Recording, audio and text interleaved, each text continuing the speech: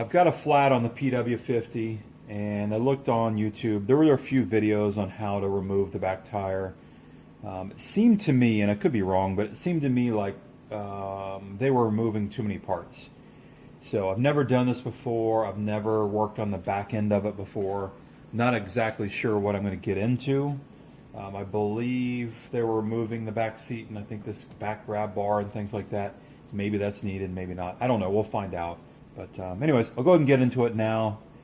Looks like maybe a 10 millimeter, maybe a 12, something like that. Let me go grab some sockets and get right back. So this shock bolt here, that's a 13. The muffler bolt, I assume this muffler bolt, that's a 10. I'm going to first take the muffler off. I believe it's this bolt here. Remove that and just that little clip.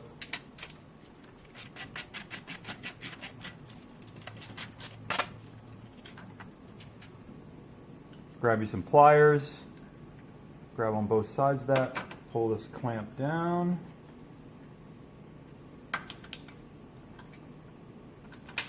Pull that piece down. Looks like I'm going to have to take this off too to get the muffler off.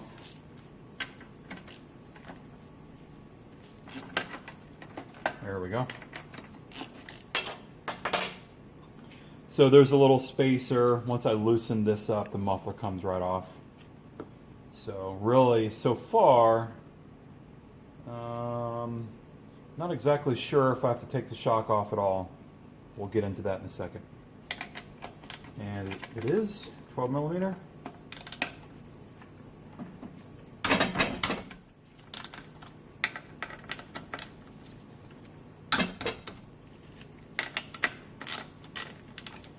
Not sure what these do. I believe they hold this, maybe a back plate on.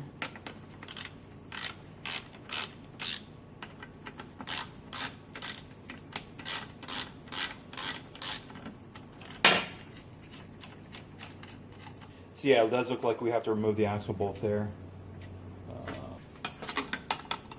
It's a 19 millimeter, the axle bolt here.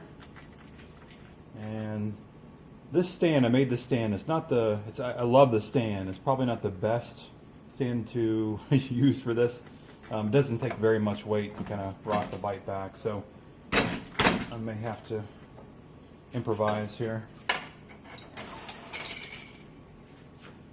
Put a block under the tire to see if I can keep it from spinning.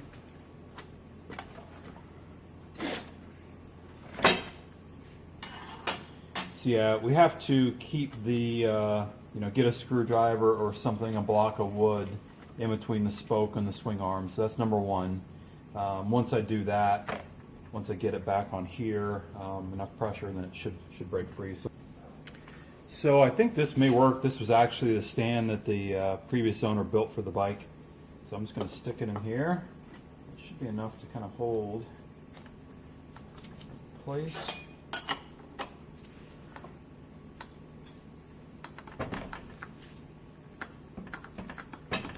Lord.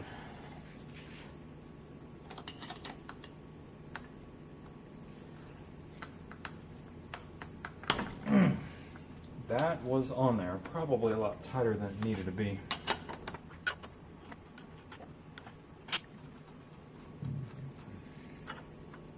Looks like there's a washer back here. This plate hub assembly comes off. Oh, look at there.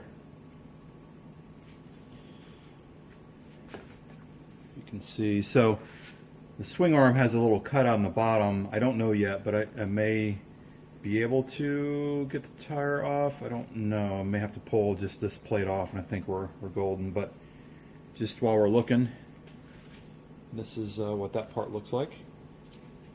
There's the bolt, or excuse me, the nut. Yeah, so it's not going to come all the way off. Do have to pull that off. Let's try to leave that intact and then hit these two there.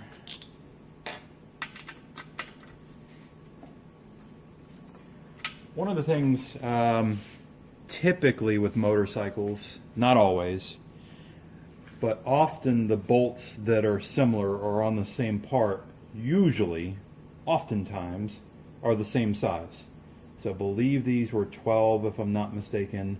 These also seem to be 12. That's a 12, that's a 12, that's a 12. So a little bit of smartness built into it, I guess.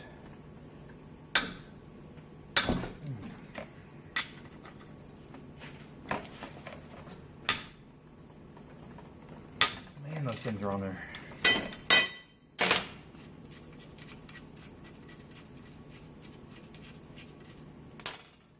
My bench is a mess. I usually have it a little bit cleaner than this so I can set out the parts and kind of know where they go, but right now it is not in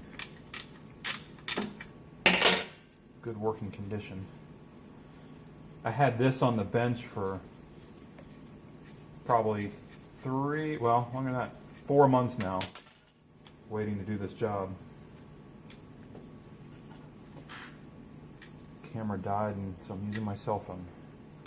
I want to get it off the bench.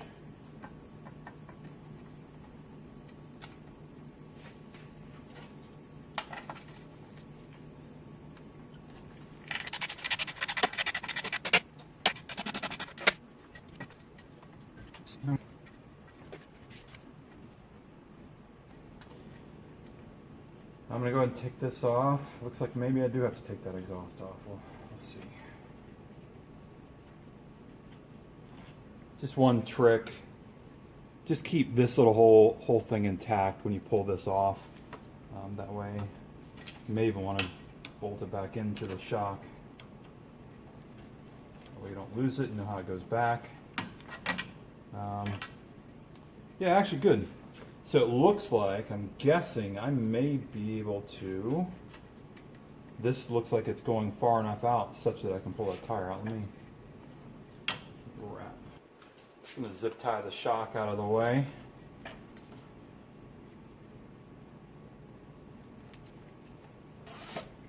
Make it easy on myself.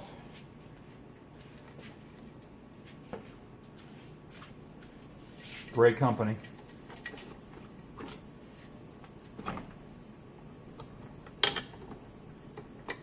Very nice.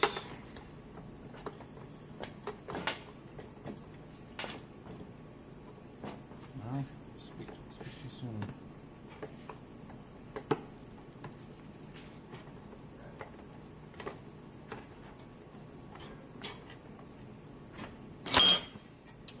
Well, it's a tight fit, but this, if you, it has enough play in it that you can squeeze the tire out.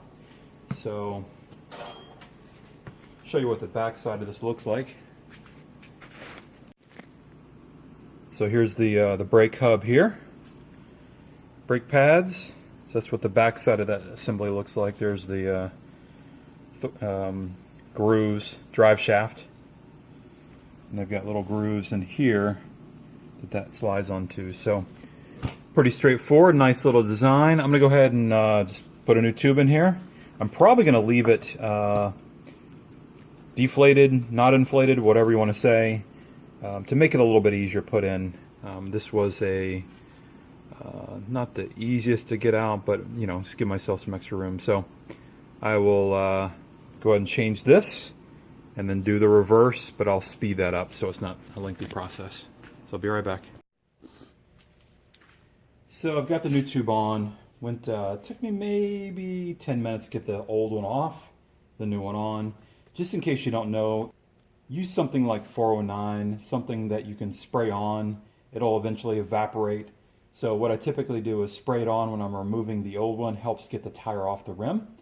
And typically by the time you're done putting the new one on, if you need a little bit more to get the new one on, this can certainly help.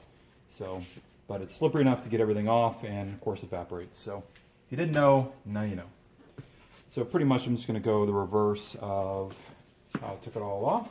And again, I don't have any air in the tube. I did test out the tube before I went to put it back on just to make sure that it held air. Of course, it's not under very much pressure, but just to test out the tube. There we go.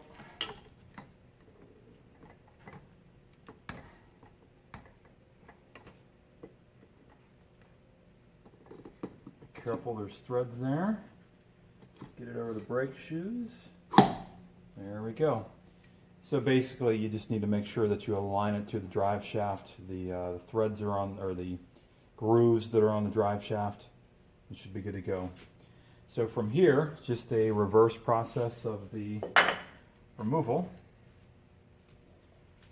So I believe all of this is still in the camera frame, hopefully.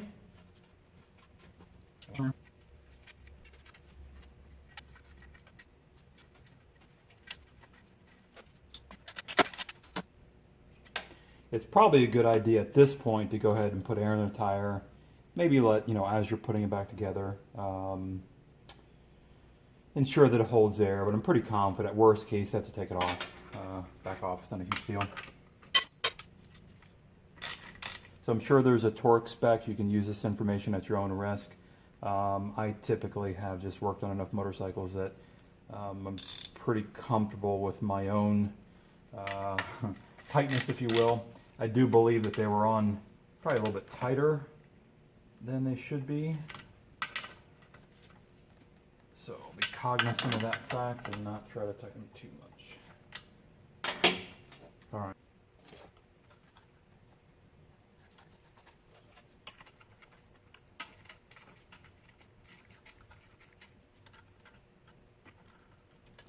You know what? Of course, I didn't align my bolts properly, set them down like I normally do. My workspace is a mess. But what I did do is actually put the, looks like the wrong nut up here. This one goes down here and this one goes up there. Probably not a huge deal, but you want to do it right.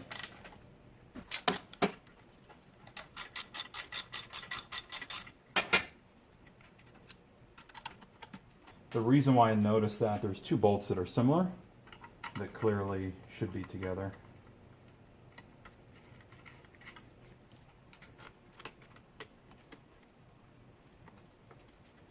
And this one is different than all the others, so it clearly goes here.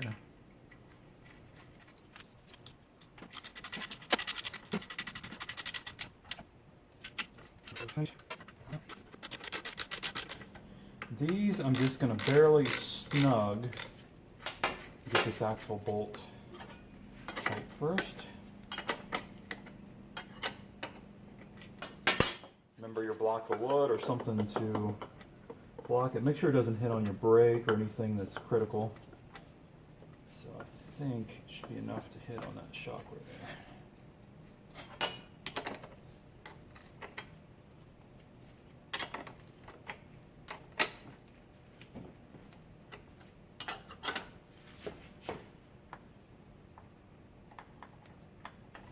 Alright, not too tight. Should be perfect for what we're doing.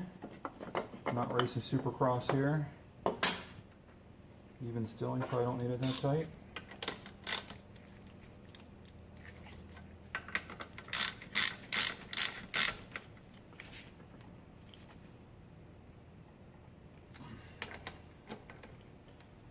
Now just realize that I could have issues with this aligning properly down here before I tighten everything up. So we'll figure that out.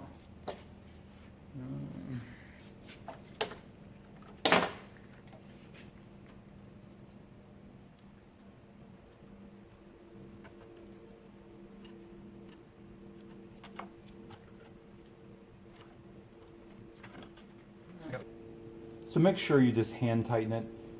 Because this may not be aligned properly, you may have an issue cross-threading it. So I was able to kind of feel that the threads are going in smooth. And we'll go ahead and have that play on.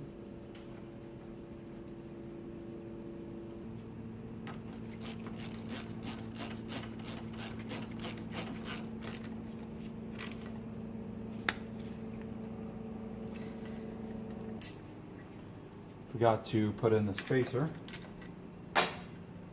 Again, messy workspace.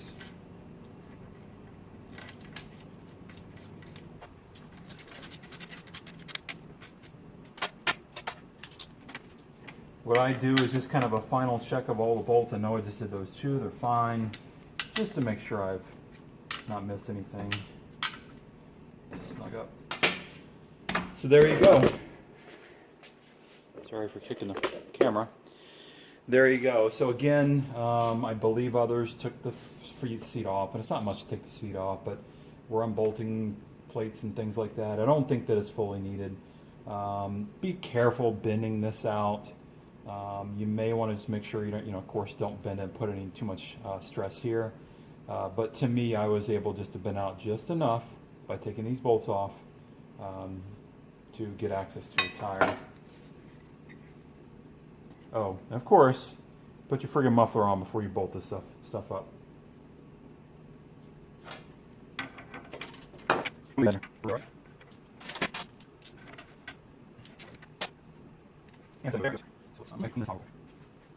You can see,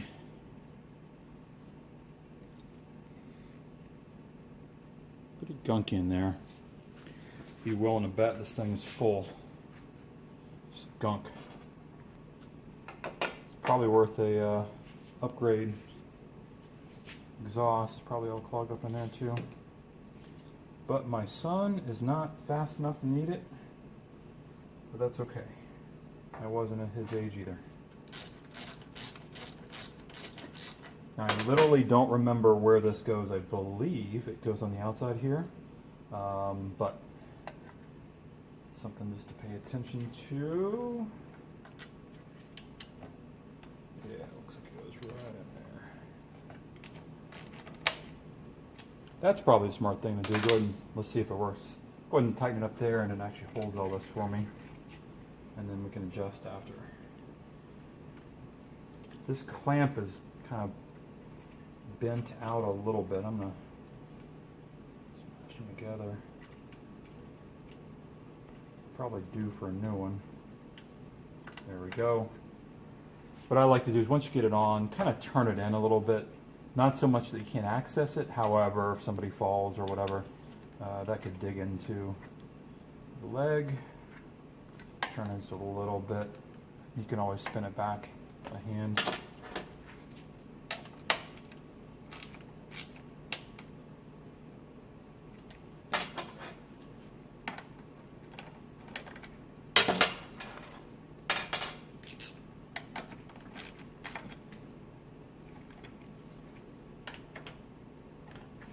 There you go.